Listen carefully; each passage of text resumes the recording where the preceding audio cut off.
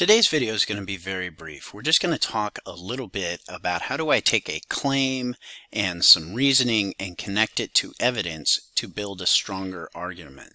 So what we're going to start with is what might be a medium scoring example. It provides a claim and it provides reasoning. So let's go through what we would see in a medium scoring example.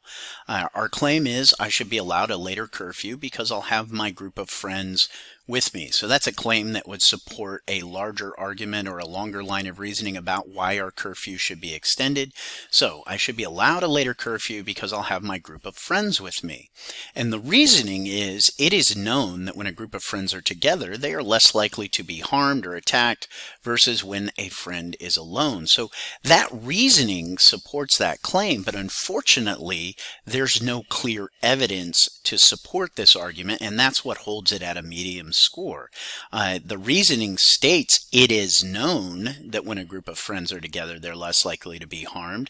So let's think through what kind of evidence might support that. Maybe if we were to go to Google Scholar or even just Google looking for sources of journalism, if we put some search terms in, we would want to see the voices of experts on this subject, people who look into curfews, either people who have done academic research on the subject or news articles about it so that we can talk to some public policymakers, maybe some quotes from lawmakers or researchers or statistical evidence to support what we're doing. But right now, as a reader, I'm just being asked to acknowledge there is a claim and there is student voice in terms of the reasoning, but the evidence piece is missing. Now let's look at another example of student work that meets the high score example, and this is an entirely different argument, but let's look at our claim here. Watching movies relieves stress from school during the day. Solid claim. Watching movies relieves stress from school during the day.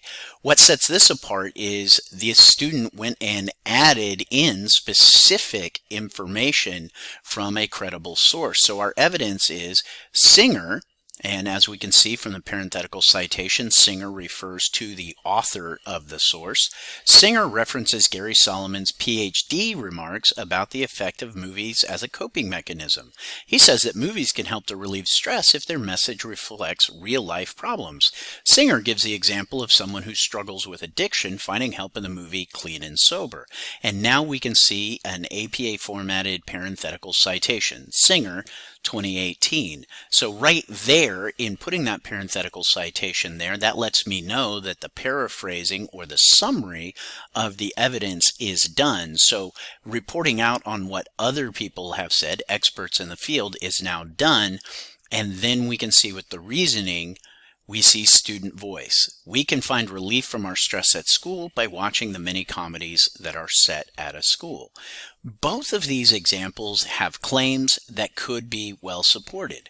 Both of these have strong reasoning as to why evidence that alludes to that reasoning could support that particular claim. All that's missing is in the medium scoring example, they haven't gone out and found any credible evidence yet. So if you're looking at your work and you see that you have claims and you see that you have reasoning, but you're missing evidence from experts in the field or statistical information that would support what you're saying, now you know that's what you want to go and look for. And you can go to Google or Google Scholar to find some good, credible sources of information so that your medium scoring example ends up looking like the high scoring example on the right-hand side.